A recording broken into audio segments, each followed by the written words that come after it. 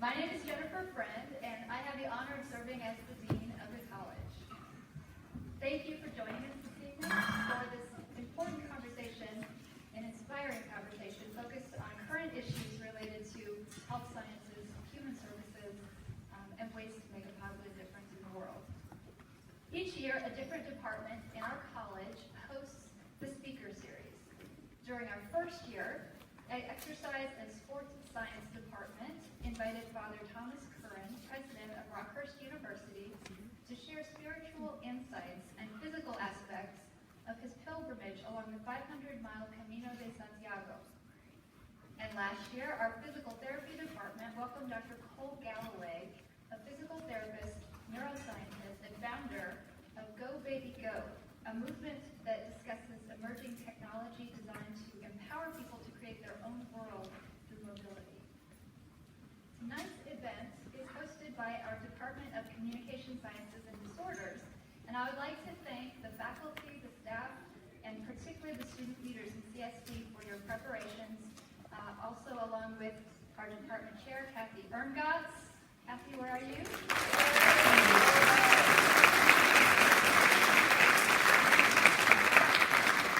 And our students, Amy Hawker, Taylor Iverson, and Pia Burgos. Would you please stand and be recognized?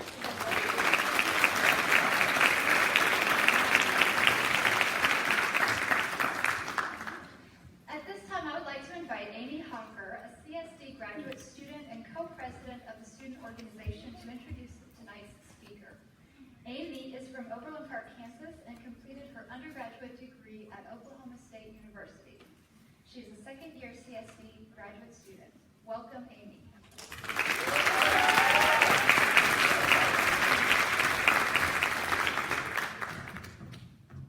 Thank you, Dr. Friend. Good evening, everyone. It's my pleasure to introduce Holly Godfrey. Holly graduated with her master's degree in Communication Sciences and Disorders from Rockhurst University in 2002. She was a member of the second graduating class. Prior to coming to Rockhurst, Holly earned a bachelor's degree from William Jewell College. Holly has served as a speech-language pathologist and director of rehabilitation for various skilled nursing facilities in the Kansas City Metro, and as rehabilitation manager at Truman Medical Center, Hospital Hill. She is the founder and CEO of Catalyst Scrubs, a medical apparel company that employs women in underserved countries. Additionally, she is a consultant to Dynamic Medical Solutions and the Chief Operating Officer of DeFactory, a digital marketing consultancy in Lee Summit, Missouri. A native of Lexington, Missouri, Holly's passions are making a difference in small and large arenas, whether in business or with international endeavors. Communication and connection are central to everything Holly does. Please welcome Holly Godfrey.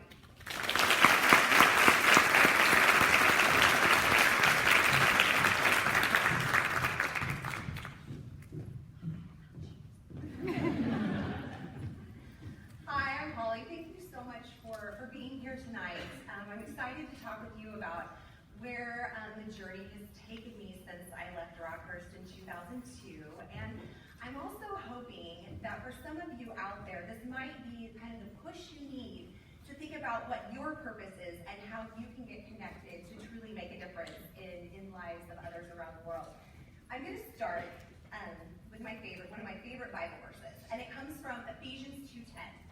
It says, we are his workmanship, created in Jesus Christ for good works, which God prepared beforehand that we should walk in them.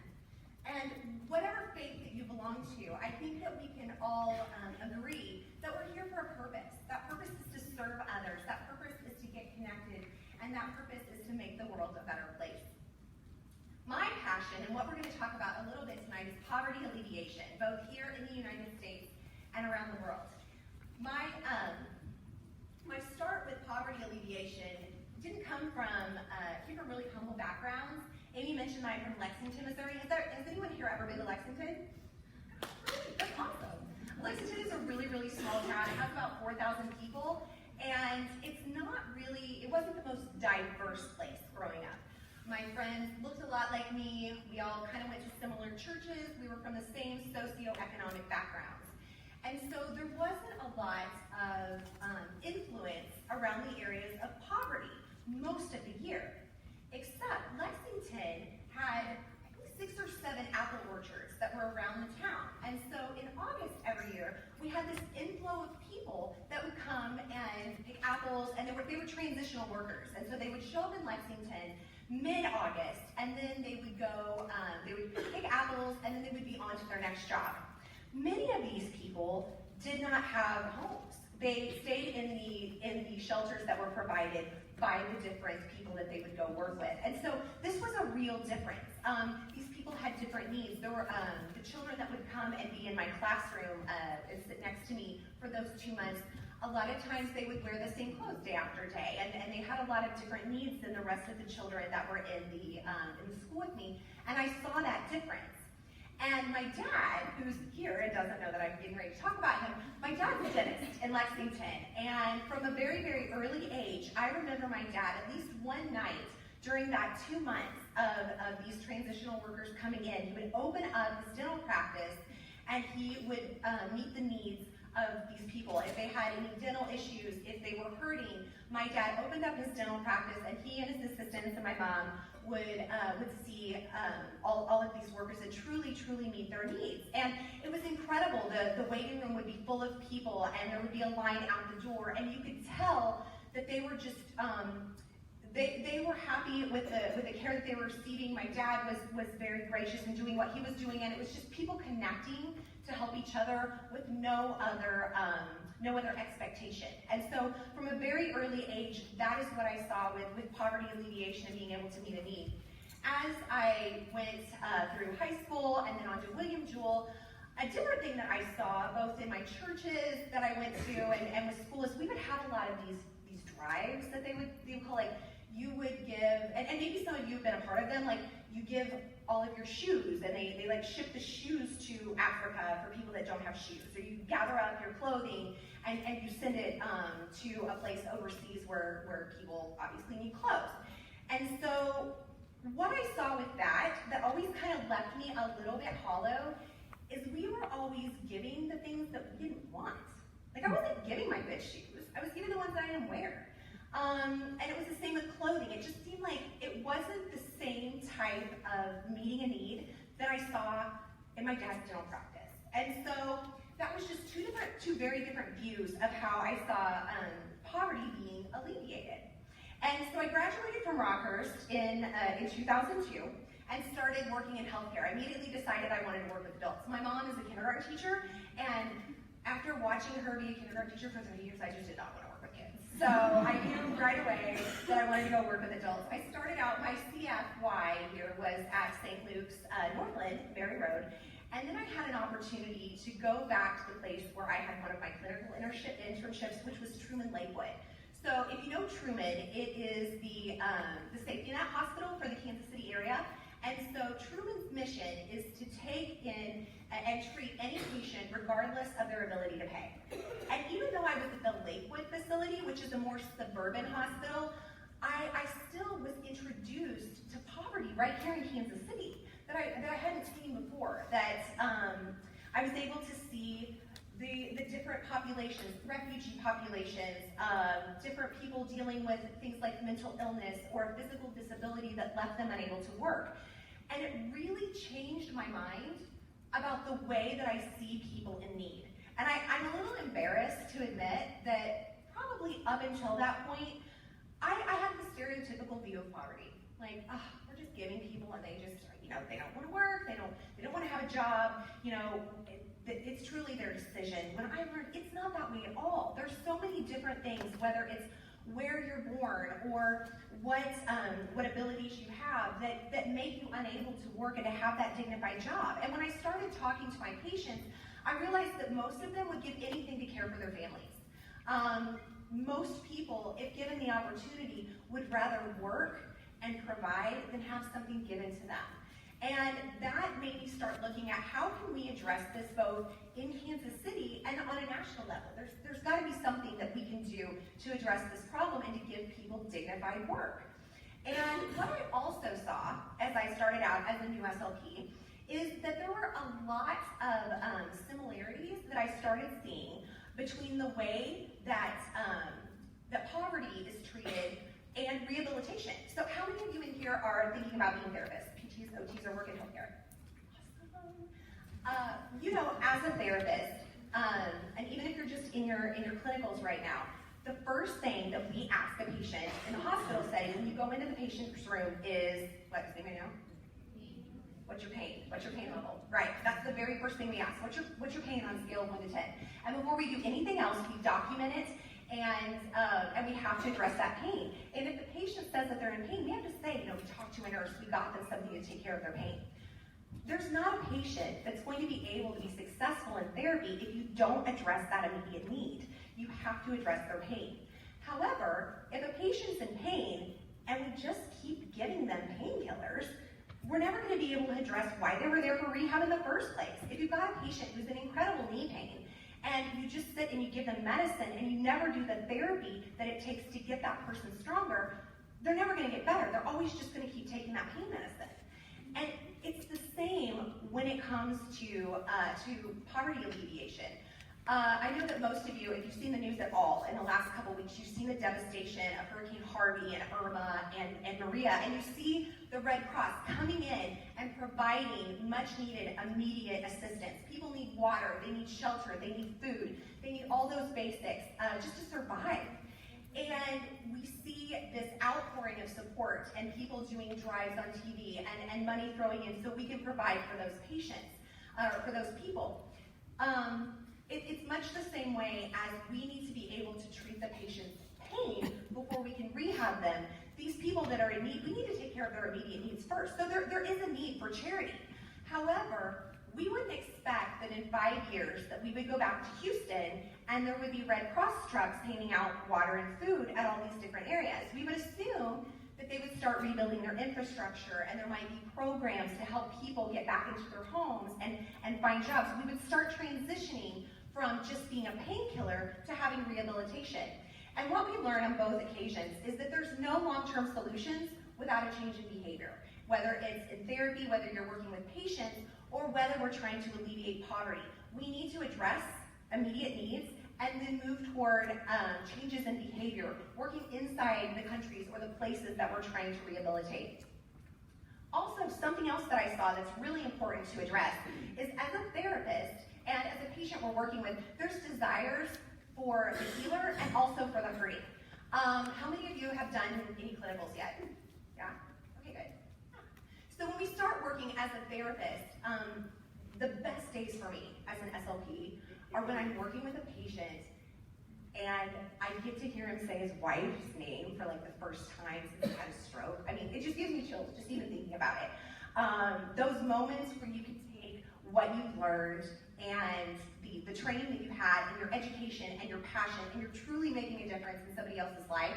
I've been able to watch PTs as they get to see their patient get up out of the wheelchair and take their first steps in many, many days. And that's why we become a therapist. I mean, we live for those moments and we want to see our patients get better. And those patients, they want to get better pretty quickly. And so it goes to say it's kind of the same way when you're working with poverty alleviation. We want to be able to see results pretty quick. And it's very hard as a therapist to be working with a patient day in and day out and not seeing that progress and seeing them kind of plateau or maybe make really, really small gains and have their family member come in and say, you know, is Mom ever going to talk again? Like, do you think like maybe in a month, maybe 2 months, like how long is this going to take? And you have to look at that family member and just say, I don't know. And you just have to say, just keep going, keep doing what you're doing, you know, stay strong. And you have to know as a therapist that you don't have all the answers and you know it's going to take time. And so we see that in poverty alleviation too. Things take time. You might not get to see the results, and that's what makes it difficult. So tonight, one of the things we talk about a lot with Catalyst is spark change. People sometimes think they have to do big, grandiose things to make a difference, and truly it's just doing small things and continuing to do small things that make a difference. So if you're thinking tonight, you know, what's my purpose? Or you've got a passion that you're thinking about, I'm going to give you some tips tonight that might help you through this process. So the first one I want to talk about is ask before you answer. You have to ask yourself, is there truly a need here? We can't assume that someone needs help just because they're different than we are, just because their circumstances are different. As we know, we're becoming much more of a global related people, but you can see the differences, and you really have to ask yourself, is what I want to treat something that really needs to be treated? The next thing you need to ask is, what's the best use of our resources, of our time, of our talent, of our money? One of the things that I researched over and over and over as I started to learn about poverty alleviation, remember we were talking about like the shoe drives and the clothing drives? I mean, you can do the right thing the wrong way. A lot of times those events are so expensive to ship the things over that if we just would have taken the money that it costs to do that, we could have provided jobs to people in the country to do things to have sustainable change. Another thing that we have to be really, really careful about is making sure that what we're doing is truly helping rather than hurting. For example, if you send 1,000 pair of shoes to somewhere in Africa, what's that going to do to the shoemaker that's just trying to get by? What's that going to do if you give people a pair of shoes? That pair of shoes is going to wear out in 3 months, and who's there at that point to then give them another pair? So just be careful. There are wrong ways, or right ways to do wrong things, wrong ways to do right things. You just have to be careful and really ask yourself and do research and look at what you're trying to solve. The other thing, like we talked about with painkillers and rehab, you have to ask yourself, is this a short-term solution for a long-term problem? Many of us have gone on mission trips or gone places where we've been for a week, and you have to ask yourself, when you go into those places, who's going to be there when you leave? This is another thing that you can find in research. Sometimes doing short-term projects that actually need a long-term solution can be really, really harmful. Now, there's ways to do this, and I never want to discourage people from doing that, but make sure that if you're going for a small amount and this is a long-term project, that there's a commitment there from other people that might be able to pick up where you left off. It's just important to ask these questions before you ever get started. The next thing is to be flexible and be willing. It's important that when you go to solve a problem that you don't automatically think you have a hard and fast answer. Much like asking the questions that we had before, when I was getting involved with Catalyst and I was really looking at poverty alleviation, well, the answer was easy. These women need jobs. I mean, that's it. They need jobs. They need sustainable jobs. The solution is really, really hard. And so when you're looking at finding an answer, you have to look at things from all sides. And truthfully, just like rehab, sustainable change takes time. You have to be willing to put in a commitment. So before you get started with your research, with your project, with your idea to change the world, it's important to know that this is probably going to be a long-term thing. And so the other thing to be considerate of is there's usually no hero. When it comes to sustainable long-term change, it takes many, many people, and we're going to be talking about that a little later on. Many people working long hours, doing really hard work in order to even move the needle a little bit. So when you get into this, and I say when, because I think everyone has the opportunity to do something that really goes along with their purpose, just know that you're doing it for something greater than yourself. And there truly is usually not a hero when it comes to poverty alleviation. I'm going to play a quick video that illustrates this point. This is from a lady in Kenya.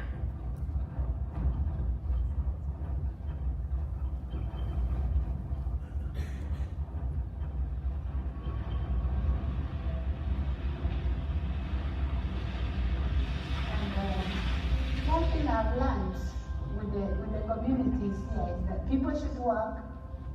So when we teach them to work, that's when they will own the work and they'll be able to continue with their livelihood. When you give free things, like if you found a woman and a man like this one talking, yeah?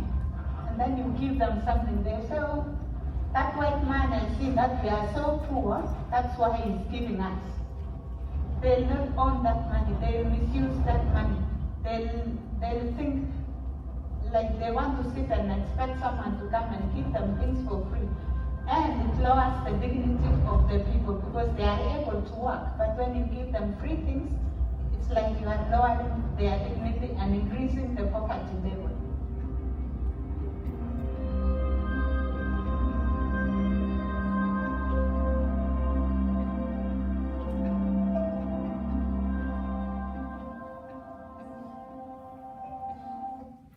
So you see how you can go into something thinking that you're helping, and you can actually end up hurting. So it's important to see how you're doing it, be flexible, be willing. The next part is to find opportunity. Take those things that you're already doing and see how you can interact your passion and your purpose with things that you already know. When I started Catalyst, or when I started to get the idea of Catalyst, and I was looking at poverty alleviation and thinking, okay, this seems like such a big problem. Like, what's one thing that I can do to alleviate this and feel like I'm making a difference? And I decided that the power of purchase is a pretty important thing. Where we spend our money is how we vote for the communities that we want in life. And so it's important when you're spending your money to make sure that it's going toward things that you believe in. And so one of the things that I made a decision to do was to support businesses that were truly giving opportunities to women around the world. And so providing sustainable jobs. And I found that there were clothing companies that were doing this, there were jewelry companies that were doing this, there were shoe companies that were doing this. But I was working at this time as a rehab manager at Truman Medical Center. My number one purchase is scrubs. And so when I started to look at fair trade job-giving options around the world, I found that there wasn't any. And I thought, this is crazy. And I did find some, buy one, give one options, kind of like the Tom's model or Warby Parker, which is fine. I mean, it's better than nothing. But we just talked about how that's not really the sustainable means of long-term change. And so what I found in all of my research was there were no fair trade job empowerment scrub companies anywhere in the world. And then I started to do a little more research, and I found that over 8 million Americans wear scrubs every day. And the typical person that wears scrubs buys 5 pairs a year. Now, math was not my strong suit, but that's a lot of scrubs. That's a lot of scrubs here in America. And I thought, if there was a company that could get like a tiny portion of those 8 million scrub wearers, and there could be women somewhere making these scrubs, that could be a significant difference. And so I thought, okay, my purpose here, I feel like what God's telling me to do is I'm supposed to be a connector. I'm going to connect the information that I have, and I'm going to try to reach out to see who might be able to do something like this. And I'm going to hand it over, because I'm a speech pathologist, I'm a rehab manager, I have 3 kids, and I'm really busy, and this is not my chance. And so I decided to start connecting. And so with that, I started getting on social media, and it's an extremely powerful tool. I started to get in fair trade groups and social justice groups, and just start typing in, hey, does anyone know if this exists? Because I'd much rather buy it than create it. And the second thing is, does anyone know of any cooperatives anywhere where I might be able to get connected and see if this could be a possibility? And so the power of ask when you're connecting is really, really important. Don't be afraid to reach out, to get help, to connect with different communities, and ask for those things. So what I found through a Facebook friend of a friend of a friend of a friend is there was a group in Wisconsin called Dare to Believe. It was started by a couple who were introduced to this man you see here. That's Sunny. We're going to talk about him a little more later on. And that was from the time that I met Sunny and the Royals were in the World Series. So of course, even though you're from India, you definitely need a Royal shirt. So they had heard what Sunny was doing, and Sunny was a man who, at the age of 18, lived in Chennai, India, and really felt like he was supposed to go into the slums of Chennai. He was from a more wealthy middle-class family, and go teach them about the love of Jesus. And when he did that and got into the slums, he realized that that wasn't what they needed. I mean, they had pain. People needed to address their pain first. And so, and he realized that what he was doing was not necessarily preaching the gospel, it was taking care of people's problems. And the problems that he saw were, there were lots of orphans, there were women who were widows without jobs, and there were children that weren't going to school, and he's like, that's why I'm here. I'm going to come here, and this was in 2005 for Sunny, and by the time I met Sunny, he had put 4,000 children through school. And so he had this great vision for what he was doing in Chennai, and he connected with this couple in Ripon, Wisconsin. And Ripon's about the same size as Lexington, so super small. But the whole community had rallied around Sunny and were providing him with what he needed. And when I connected with Ben and Kelly in Ripon, Wisconsin, they said, "You're not gonna believe this, but the guy that we're working with has this dream to have a cooperative of women making clothing, and they're selling men's shirts. And this just seems like it might be a good fit." Oh, okay, well, and in my typical way, I'm like, "Okay, God, I'll take the next step, but whenever you're ready to throw out that roadblock, I'm good, because I'm getting kind of tired." And so then I Skyped with Sunny, and I learned a little bit more about India, and really the slums of India. And India, every year, over 500,000 people go missing in India. And I'm not exaggerating that, 500,000 people. And the majority of those are women and children. And India has a very, very high prevalence of child trafficking, of people being forced into prostitution, of slavery. And it's just a really, really difficult place if you live in a lower socioeconomic status to be a woman. A lot of women are not allowed to work. They're looked at as less than. And so what Sunny's hope was to be able to create something where women were valued and where they could earn a living and have a dignified income. And when he started talking to me about this, I was all in. I thought, here's a guy that's been doing this for over 10 years, and it seems like it might work. And so I asked him a little bit more about what he was doing, and then we're gonna go with our next spark, which when you're talking about making lasting change, it's really important to see what's already there, because you might just be able to support what's there. Maybe you don't have to create something entirely new. So with this group in India, they were already selling men's shirts in the local markets. And so they had 8 women working part-time. They were selling shirts in the markets, and really, honestly, they just needed a bigger platform. I had somebody send me some shirts, because it's important if you're gonna go this distance that you have something that's quality. The shirts were amazing. And I looked at all the pieces and all the different parts that went into them, and I thought, okay, if you can make a man's shirt, you can make a pair of scrubs. Scrubs are easy. And so what I found were that they had these great women, they were very skilled, and I thought this might work. And so I sent prototypes of scrubs over to India, still thinking, okay, God, whenever you're ready, turn it over. And sent the scrubs to India. We found someone that could make the material, and we started with our first prototypes. So when we first started, this is what the cooperative looked like. There were 8 women working part-time. There are men that work there. Some of it is from a safety perspective, and some of it is just for heavy lifting. So there are a couple of men, but mostly women. So 8 women working part-time. And then we come to Spark 6, if you're ready to take your passion and purpose and make it into something, and it's a lot of hard work. So we found these connections that I just was so sure that this is the path that we were supposed to be on, and then the hard work really came in. I'm a speech pathologist. I don't know anything about garment making or SGS testing or flammability standards or all of these things that come into international trade. And again, I kept waiting for that right person to come in, and then you realize that it's you, and you've got to do a lot of Google.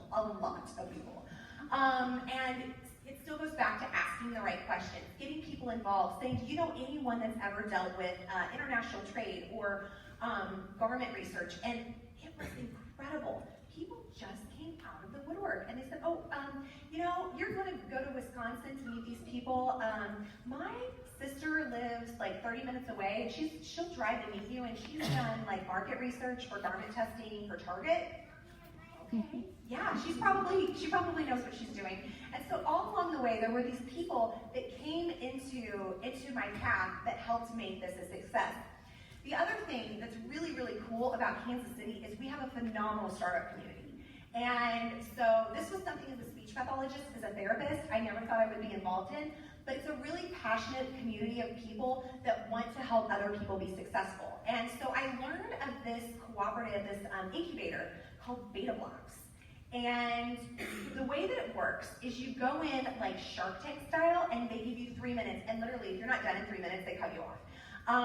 You go in, you pitch for 3 minutes, and I think the round that I went through, there were 200 people that tried out for this, and they took 12 for that semester. So 12 companies where you would go in for 6 months, they would mentor you, give you everything you need to get off the ground, and connect you with the right people. I was so surprised when I got in, and so every Thursday night, this was with me working full-time. I would go to work all day, go to class for 4 or 5 hours at night, and then come back home and work. And so I definitely say that if you're thinking of this process, it takes a village. So I was lucky, my husband was phenomenal in watching our kids at night, letting me go to mentorship stuff. There were some nights that my parents helped out. So just know that the power of ask again is really important if you're thinking about starting a company or a startup or doing something to change the world. Definitely reach out and get some help. So at that point, we were going from dream to my doorstep. And so this is what it looked like when the women were making our first batch of scrubs. And Sunny would send me these updates, and we would have Skype calls, and I would be calling the people in Wisconsin. And it was just a really, really exciting process to see it all take off. And then the scrubs were ready, they were getting folded, and we were coming up on August of 2015.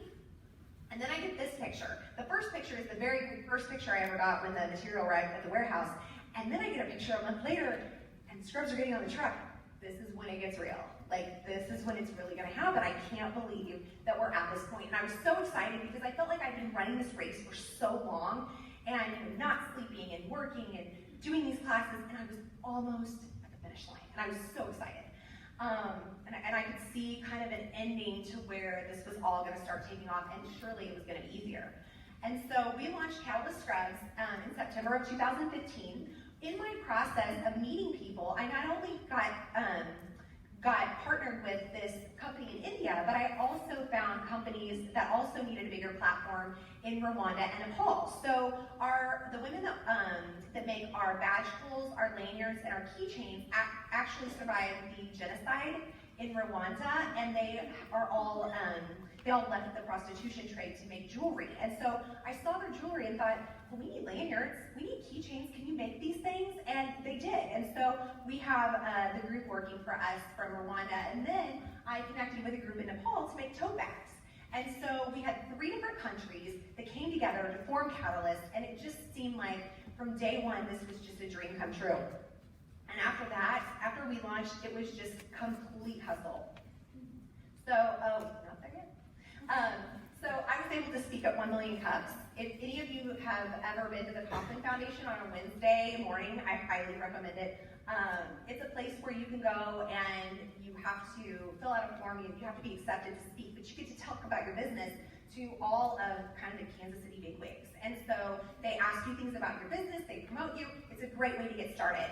We started our online sales, developed our web platform. We have pop-up shops at area hospitals. It was so exciting. If anyone's ever been to Holiday Mart, it's one of my favorite places, and it's coming up soon. We actually got to have a booth at Holiday Mart.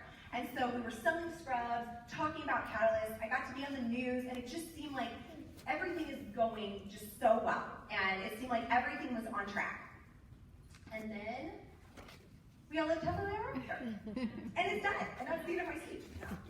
Not even a little bit. If any of you are old enough to remember, one of my very, very favorite shows used to be on VH1 called Behind the Music. Did anyone ever see that? Where like they would talk about the band, and how the band came together, and like all this great stuff. And then right when they were gonna like launch their first record or something great was gonna happen, you heard this like really ominous music in the back, and it was gonna like take a turn. And so if we had audio right now, that's kind of like the sad trombone that you would start to hear, like, oh, and the drums. So I really thought at that point that the hustle that we had done with Catalyst, I mean, I was gonna quit my job, I was gonna do this full time, because I just worked so hard. As definitely a speech therapist, I can probably, I don't know about OTs and PTs, but we are notorious for checking every box twice. I mean, we are organized people. If someone gives us a list, it's like, okay, you do this, you do this, you do this, and then it will lead to that. And so I was just certain that this was going to be some big thing right out of the gate. I mean, the world's first fair trade scrub coming. It was a big deal. And it was good, and then it, kind of slowed down a little bit, and I thought, okay, what's going on here? Like, I did everything I was supposed to do, and it doesn't seem like it's going exactly how I thought. And that's where it's really important that we come to Sparks Up. And that's that passion needs persistence, because it does get tough. What I learned is starting is exciting, and the hustle is really, really hard. and hard for a long time. Like, I'm a marathoner. I love marathons. But, you know, there's an end to that eventually. I mean, at one point, you know, like, if you finish it, you're going to get a medal, and you get to go, like, you know, eat a banana and go home. And so I just kept thinking, like, I've run so hard for so long, and I'm here, and where, you know, where's the banana? Like, where is it? When am I going to be done with this? And I was still working and so tired, and I put in so much time, and my husband and I had self-funded the whole thing, and so time and resources and all of this stuff, and I just kept thinking, this is not what I thought. Like, not at all. And then, for me, I started getting really angry, or at least really grumpy with God. And I thought, you know, if I'm doing what I'm being called to do, and I did everything that I was supposed to do, everything that you asked me, like, you never threw up a roadblock, you never handed it to anybody else, and I kept running, and why is this not working the way it's supposed to? And it got to the point about 7 or 8 months in that I started thinking about the F word. I did, like, but not that one. Failure. Like, what if this thing is a complete failure? What if everything I've done to this point is not going to work out? Like, I hadn't even thought of that. I've done everything. I know that I'm supposed to be moving here. What if this is it? And then guilt snuck in. Like, wow, this isn't just about me. I mean, my husband and I, you know, invested a lot of time and money in this. I've got these people in Wisconsin that I've been Skyping with for a year now, and they're on board, and I promised them all these things. And then the worst part is, what about these women, these 8 women that are working part-time? I don't even know, I wanted to have 100 women working full-time. I don't even know if I'm selling enough, if I'm moving enough, and if enough is happening, that I can even keep those 8 working part-time. And then that guilt led to shame. Because, I mean, I've been all over the place. I've been in every publication. I've been on the news. I mean, Facebook, I blew up Facebook. And, you know, I had all of these different things about how awesome this scrub company was. So, of course, I would walk into a place somewhere and say, hey, how's Callus going? And I'm like, it's great. It's great. It's so great. Oh, we are blessed. We are blessed. Everything is great. I can't tell them. I can't do it. Like, I was so full of shame. And so finally, I mean, and it wasn't like we weren't getting any sales, but I wasn't leaving my job at Truman anytime soon. And so it was just really, really hard during that point. And so finally I was real honest. And I hadn't emailed or talked to Sunny in a while because it just felt bad. I just didn't want to have to tell him that, you know, sales were a little slower than we thought. I almost didn't want to know how things were going. And so, but I wrote him and I said, I'm sorry. I've been having a real hard time with this, and I don't know exactly where this is going. And for us, you know, we're a Christian base, so we talk about God a lot. I don't know what God wants, and I don't even know if He wants this, and I don't know what He wants out of me, but I'm about toast at this point. And I was just really honest with Sunny, and he said, I haven't talked to you in a while. I need to send you something. I'm like, okay. He said, I'm going to send you an email, and I want you to watch it. And he sent me this.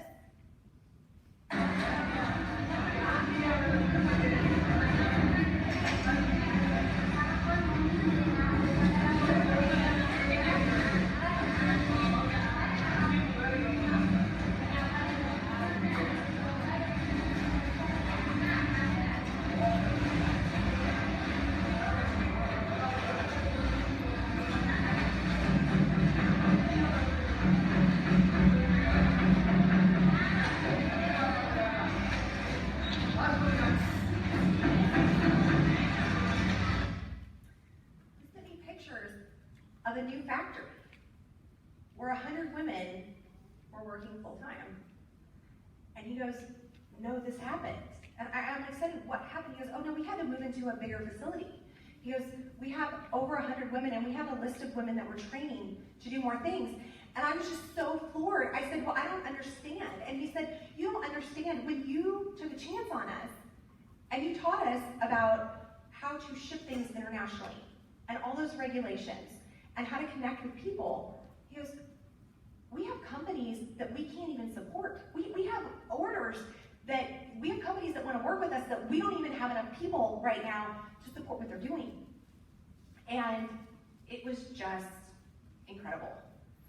And I realized at that moment that we're all connected. That what I was doing and my purpose and my passion were just a small piece of the puzzle in what was already going on, and what Sunny started in 2005. And if I hadn't said yes, then this would be happening. And so, right after that, I came across a quote by another really amazing Indian man. And he said, it's the action, not the fruit of the action that's important. You have to do the right thing. It may not be in your power, may not be in your time that there will be any fruit, but that doesn't mean you stop doing the right thing. You may never know what the results come from your action, but if you do nothing, there will be no result. Would I have done what I did? Would I have taken that first step if I would have known how hard it was going to be after seeing Sunny's video? Absolutely. Absolutely. We got the result. It just wasn't in the way that I thought. And I can say that where we are now, once that moment was over, once I could take away that shame and that feeling of failure and know that I was just part of something much, much bigger, we saw a whole different reason for Catalyst. And the orders and what I was able to talk about meant that things, we were selling more, we were doing more. And once I realized that that was just a small component in a very big idea to change the world, it became much easier to let go of that shame and to talk about things and to be more honest and ask for help when I needed it. So when I told Sunny that I was coming to talk to Rockhurst, and I was so excited, he asked if he could prepare something for today, and of course I'm going to tell him no. So he and his wife Mercy had some things that they wanted to say about their experience with poverty alleviation and how Catalyst has played a role in that. So I'll let them talk. It is a great joy to take care of the Manipur family. I'm so happy that I'd like to achieve a platform person and employment. Yes, as Mercy said, the woman in the factory, the life is changed, transformed, and persevered. Way back in 2005, I and Mercy were in the slum, working with the children out there. Our heart was broken to see children in the street, women in prostitution, child trafficking, all kinds of ridiculous things happening there. We want to help the women out there, and it was our heart desire to give job and opportunity for the women. Finally, we saw our dear friend Emmett Kelly came along with us and took the opportunity to help the women here in India. And Modi came with a great vision of helping the women, and Catalyst Club has originated. Catalyst Club is making a significant difference in the lives of the women, giving a job here for the women, and therefore they're getting value, joy, and hope in their life. It is our prayer that Catalyst Club will be a great instrument so that many women around the globe will be impacted through their lives. Thank you so much. That's Sunny and Mercy. So I would say the final spark, if you're thinking about changing the world, is you have to get out of your way. With that, you need to reset all your expectations. You need to be willing, like we talked about, be flexible, be willing. As you go along in your journey, be willing to reassess your plans based on new opportunities and learning. There's so many things that will come to you along the way and that will help guide you and tell you what the next turn should be. The next thing is, you need to get help. You need to ask people. This is if you choose to do this, it's a really hard path. So be sure to ask people when you need help, whether it's, if you're a mom and you need somebody to take your kids, if you just need a night out, if you just need somebody to talk to, be sure and ask. I know that at one point during this journey, especially in that really low period, when I was feeling like, what is my purpose? What am I doing? I went and talked to a therapist, and it was probably the best thing I've ever done. So don't be afraid to go get professional help if you're on this path, because it's hard and it's long, and we need you around for like the whole journey. So don't be afraid of that. And then one of the other things that I learned is just Erase that fear of failure and shame by being real. Tell people the way it's going. Don't be afraid. You're doing something amazing, so own it. And don't be tied to the outcome. Just tell the truth, engage your community, and do what you know you need to do. Now, in the part when I was talking about Catalyst, there wasn't just Sunny and Mercy. There were my friends Ben and Kelly that started that Dare to Believe community in Wisconsin. And so, of course, when they heard that Sunny was going to get to talk tonight, they wanted to say something as well. So I'll let them share their story, which shows kind of how, again, how we're all connected. Hi, we're Ben and Kelly Field. Getting involved in India wasn't even on our radar, but God meets you where you are, and we were living our comfortable life, patiently waiting for our family to grow. And it was my husband's prayer in early 2012 that really started this crazy adventure with God. Are we in or are we out? Our life didn't feel like that adventure as Abraham and Moses and Isaac describe it. And you prayed for that. I want that relationship and adventure with you. And the next thing you know, we're being introduced to a friend of a friend who gave up his middle-class life and moved into the slums of India and started schools and churches and just really devoted his life to helping the lower caste.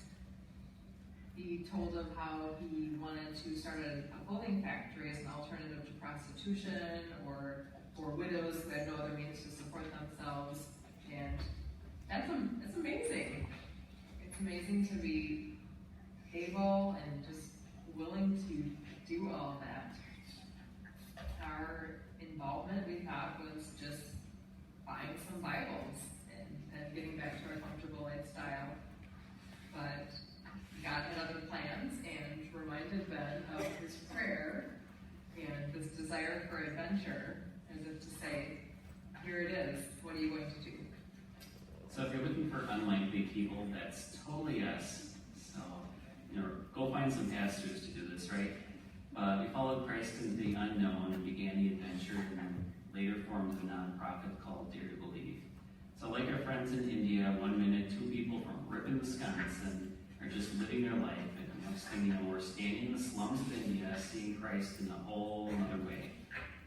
November of 2015, we found ourselves staring at a picture of a little girl, praying, asking God if this was our daughter, and He said yes. So here we are now. Has it been easy? Absolutely not. Family was just part of this adventure, though. The coolest thing about all of this has certainly been the moments with God and seeing Him act. The second has been the people that we've met and the interactions we've had along the way.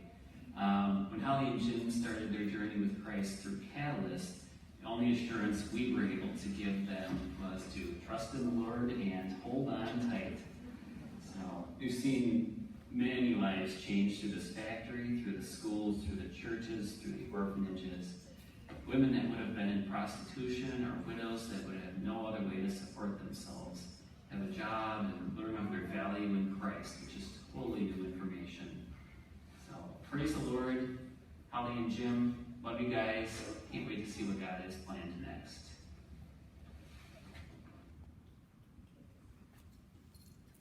So because we're here at Rockhurst, and it is on the weekend, I have to finish up by saying that everybody in this room has everything they need to change the world. Because it's all here. Everything that I needed to know to start Catalyst, I learned during my graduate program at Rockhurst. The first one is do your homework. Research is important. Like, if you're gonna get to where you are, you gotta know what you're doing. So definitely do your homework. The next one, make strategic partnerships and connections. One of the things that I was able to do here at Rockhurst and why I loved going to school at Rockhurst is because all of the teachers, whether they were teaching in the CSD department or whether they were teaching in research or psychology, anytime I reached out to someone with a question, it didn't matter if they were in my department or not, they were always willing to help. And so it's the same thing when you're looking for opportunities. Don't be afraid to reach out into those groups that might not be yours but can offer the information that you need. Do what you have to do so you can do what you want to do. When I came to Rockhurst, I knew that I wanted to work with neuro patients with traumatic brain injury, definitely with adults. I did not want to work with kids. But the CSD curriculum has you working with kid stuff, like at least 25% of the time. I had to learn like at what age a kid makes an S sound and why they're making an F instead of a T. Oh my gosh, not what I wanted to be doing. But yet, totally important if you're gonna graduate. So it's kind of the same thing when you're looking for this kind of opportunity. There's gonna be stuff that you do not care about, but it's important and you've gotta do those steps to get to do what you wanna do.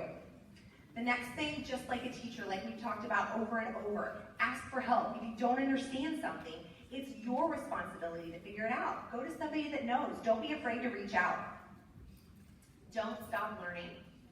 Once you leave here, there will be so much you still don't know, and you'll continue to learn throughout your life. So just be a constant student of life.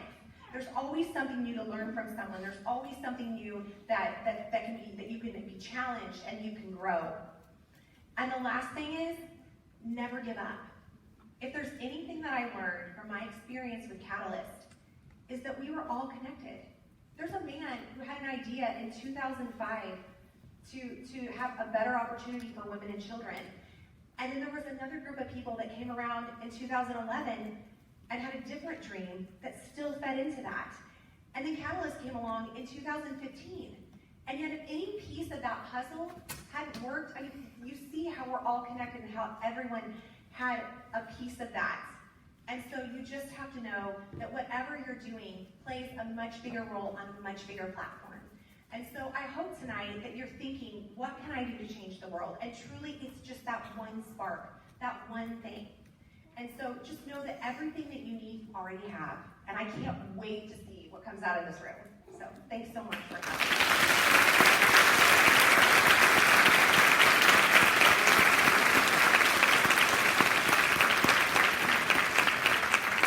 Thank you so much, Holly. We do have a few minutes for questions, and we'd like to invite anyone from the audience to come forward and ask a question, Holly.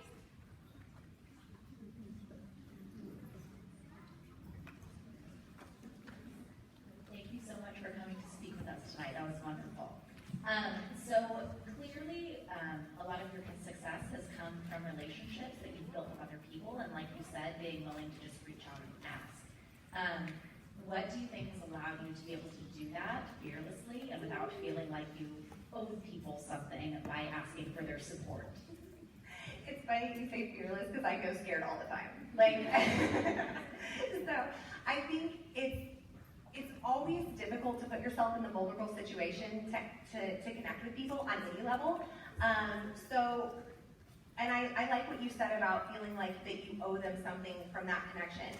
What I found, and it's taken a long time for me to get to this point, but most people they just want to help, and there's nothing that people expect in return. It's like, if any of you ever go to, I realize that I do this a lot. If someone invites me over for dinner, like, it'll be a great meal, and then right at the very end, it's like, oh, but we'll have you over again soon. Like, why is that? It doesn't have to be reciprocal. People just want to give, and I think it's important just to, my husband and I, we talk about it a lot. Like, it's really hard for you to be able to give to other people if you don't allow yourself to also receive. And so if you're a giver and a giver and a giver, eventually you're like my daughter who's 6 talks about being a bucket filler or a bucket dipper, but your bucket will be empty. You won't have anything else to give. And so it's important not to feel like you have to reciprocate everything, because there's going to be an opportunity for you to give that to someone else. Thank you.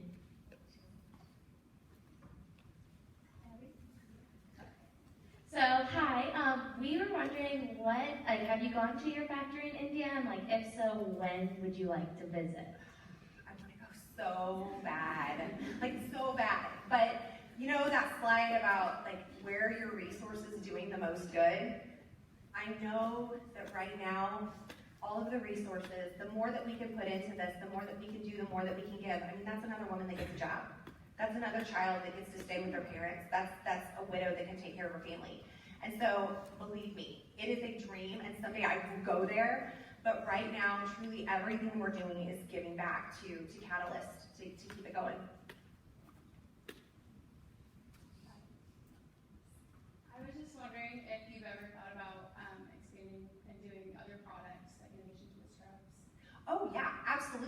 One of the things that I learned, and if you ever go to our Catalyst website, you'll see that we literally have 2 colors.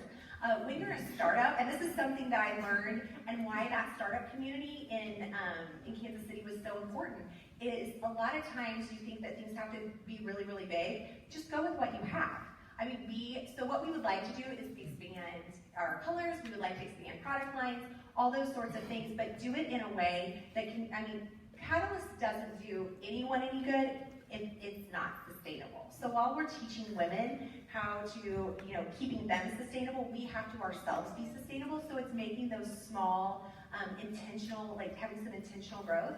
So, oh yeah, I'd love to have everything, shoes and hats and, a whole Catalyst line someday. Someday. We have time for one more question.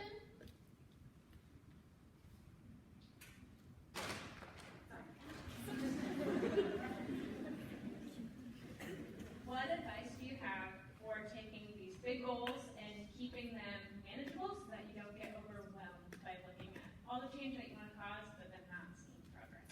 Yeah, analysis paralysis for sure. It's really, I would say, some of the most important things. That's a great question, because when you're dealing with something like world poverty, it can get really overwhelming. There's a couple things that I think are really important. First of all, write everything down, have goals, and then take that goal and break it into like 10 smaller goals, and then break that into smaller goals. And even if it's just one thing, like I'm gonna read this one book, and I'm gonna finish that book, and that's your goal, or I'm gonna make this one phone call today, or I'm gonna connect with this one person, or I'm going to see what it would take to do this thing. Make sure that everything you do is like achievable and measurable. I think, have you guys heard of like the SMART goals? I use that in life, so exactly. So, and while I'm up here, I'm gonna forget what all the letters stand for, but Google it later. Like, it's really good for boring. But I would say just do things that you can accomplish, and have small goals and then some larger ones, definitely.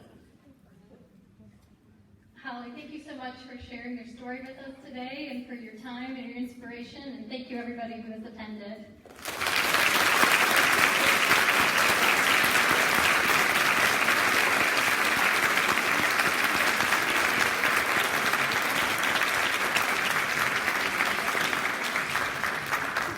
And I'm going to go up there. If anyone does have any questions, I'll just start to think of any when you're like going up. I'll be up there if you want to talk. So thank you so much.